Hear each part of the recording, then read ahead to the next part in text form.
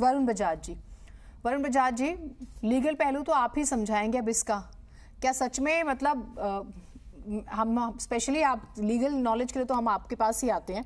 अब आप बताइए कि लोग सोच रहे हैं कि क्या सच में ऐसा होने वाला है, डॉक्यूमेंट्स बदलने वाले हैं, तो लीगली ये पूरी बैटल आपको लग रहा है कि कैसे आगे बढ़ेगी? क्या नाम बदलना इतना आसान है और क्या सच में बदला जा रहा है? क्योंकि हम तो इससे ही सुनते हुए बड़े हुए हैं, हजारों गाने भारत पे भी हैं और हजारों गाने इंडिया पर भी हैं, और 15 अगस्त अभी गया है, अभी वो गाने गूंज रहे हैं कान में।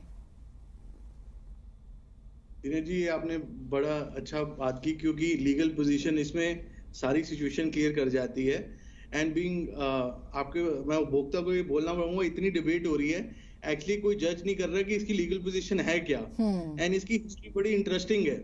सो मैं आपको बताता हूँ इसकी डिबेट शुरू, मैं within 1 minute I will summarise the legal position. नहीं, आप आराम से अपना समय लीजिए, और मैं चाहूंगी कि अगर आप बहुत सरल शब्दों में बताएंगे तो दर्शक समझ पाएंगे, क्योंकि लोगों के बीच में अच्छा मैसेज जाना चाहिए। आप बोलिए आराम से। हाँ, सो ये डिबेट जैसे आज हो रही है, तो जब हमारा संविधान बन रहा था, ये डिबेट हमारी कॉन्स्टिट्यूएंट असेंबली में एग्जैक्टली ये डिबेट आई।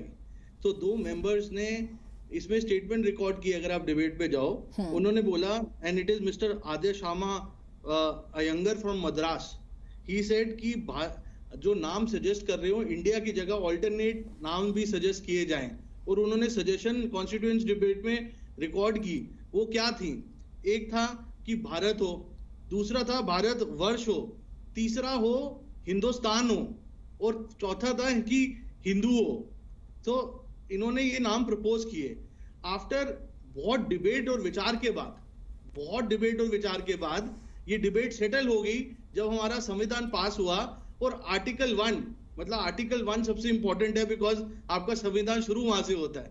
उन्होंने रिकॉर्ड ये किया ताकि ये डिबेट एंड हो जाए, दैट इंडिया, जो सारे आज आर्टिकुलेट कर रहे हैं, that India that is Bharat shall be union of state. इसका मतलब ये इसलिए किया गया था क्योंकि इंडिया की ऑल्टरनेटिव में काफी नाम डिबेट किए जा रहे थे। कईयों को वो मानना चाहते थे, कईयों को नहीं। सो 2 नाम पे सेटलमेंट हुई कि आप इसको इंडिया भी बुला सकते हो और भारत भी बुला सकते हो, और आर्टिकल 1 इस पोजीशन को रिकॉर्ड कर रहा था। सो देयरफॉर आज की डेट पे अगर आपको इंडिया यूज करना है या भारत यूज करना है, तो कोई संविधान संशोधन लाने की जरूरत ही नहीं है। मैं इस चीज क्यों क्लैरिफाई कर रहा हूं, क्योंकि काफी लोग मेरे पास लीगल क्वेरी ला रहे थे कि ये जो स्पेशल सेशन आ रहा है पार्लियामेंट का, इसमें ये एजेंडा आइटम ना हो कि संविधान का संशोधन लाना जाए। सो मैं ये कहना चाहूंगा, ये जरूरत ही नहीं है, क्योंकि आर्टिकल 1 कवर करता है। अब इसमें 2-3 पहलू बड़े इंटरेस्टिंग है। जब ये संविधान पास हो गया 2014 में, बड़े कम लोगों को पता है, योगी आदित्यनाथ जी एक प्राइवेट मेंबर्स बिल प्रपोज किया उन्होंने संविधान को बदलने के लिए, जो कहता कि इंडिया जो वर्ड है उसको रिप्लेस कर दिया जाए हिंदुस्तान से। बड़े कम लोगों को पता है ये कि वो प्राइवेट मेंबर बिल लाई कि संविधान बदलने 2014 में। पर उन्होंने खुद बिल प्रिपेयर किया, पर जिस दिन वो बिल आना था वो प्रेजेंट नहीं थे और उन्होंने इंट्रोड्यूस नहीं किया, बिकॉज उनके अपने कारण रहे होंगे। पर वो ड्राफ्ट बिल रिकॉर्ड पे है। सो उनका मकसद ये था कि इंडिया को रिप्लेस किया जाए हिंदुस्तान से। वो उनको भी पता था तब कि ये संविधान संशोधन के बिना नहीं हो सकता। अब संविधान कैसे बदला जाता है? संविधान बदला जाता है कि जब दोनों हाउस 2/3 मेजॉरिटी के साथ पास करे इस बिल को, और उसके बाद 2/3 स्टेट्स रैटिफाई करें, तब जाके आपका संविधान बदला जाता है।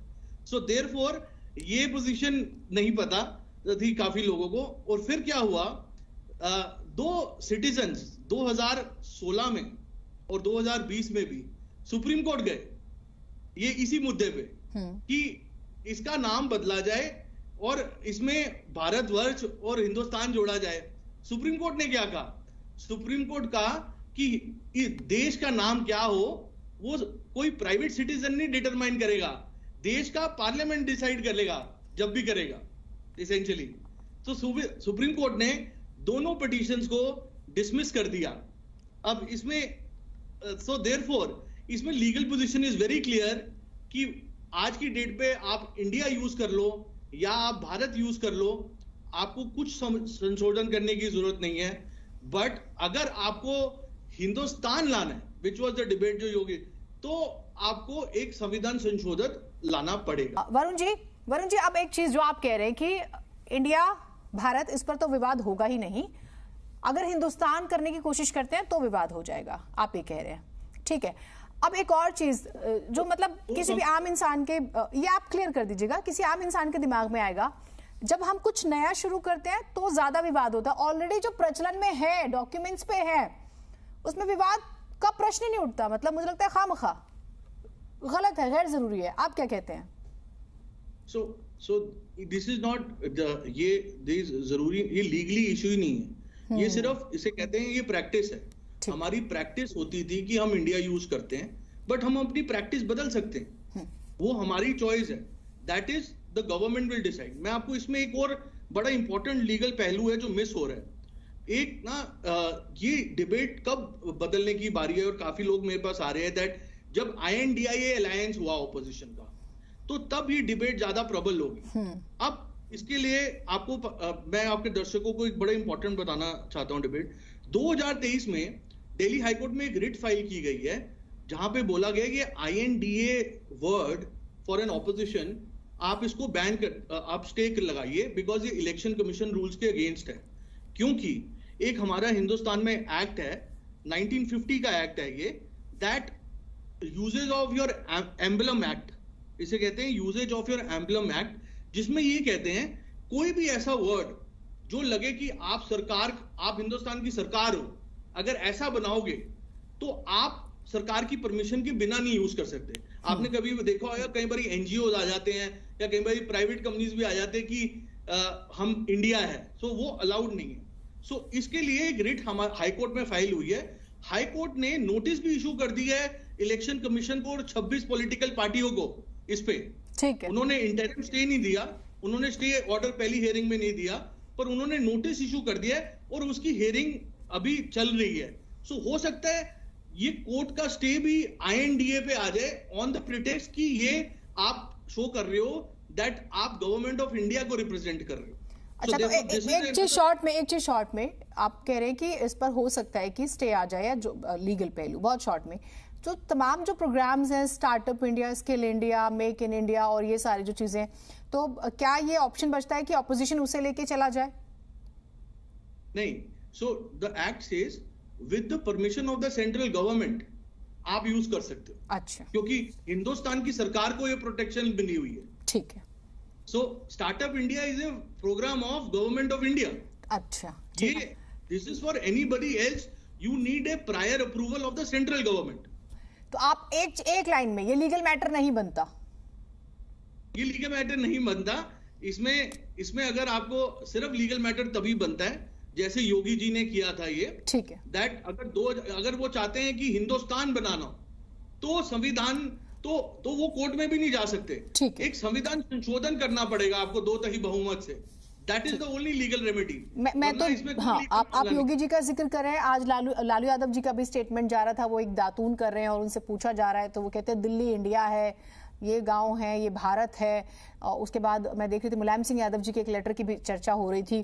खैर, वरुण जी आप कुछ कहना चाह रहे हैं, बोल लीजिएगा जल्दी से। हाँ जी, मैं एक सवाल का जवाब देना था। आप कह रहे थे कि अभी क्यों?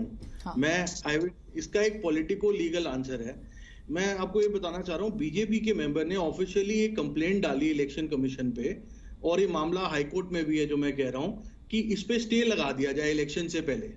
बीजेपी इज नॉट वांटिंग कि इंडिया एज ए नाम फॉर एन INDIA यूज हो बाय द ऑपोजिशन। उन्होंने ये बोला है अगर ये हार गए तो आप क्या बोलोगे कि इंडिया हार गया, अगर ये जीत गए तो आप बोलोगे इंडिया जीत गया।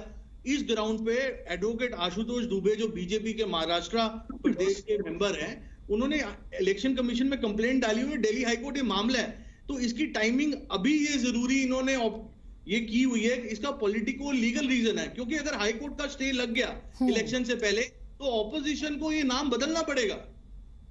तो अच्छा, G20 बीच में आ गया, आप ये समझो। इसमें ये स्ट्रेटेजी भी है, कहानी आ जाएगी पूरी। इसका बेनिफिट और नुकसान एक लाइन में बता दीजिए, किसको होता दिख रहा है, या आपको लगता है कि ये स्ट्रेटेजिकली एक मूव है? सो अगर इनको ऑपोजिशन ने एक नाम डाला और अगर इलेक्शन कमीशन या हाई कोर्ट ने स्टे लगा दिया तो it is a backlash for the opposition ना। ओके, इलेक्शन के लिए। ठीक है विकास जी, जल्दी से। हाँ विकास जी, हाँ ठीक है सर, विकास जी, हाँ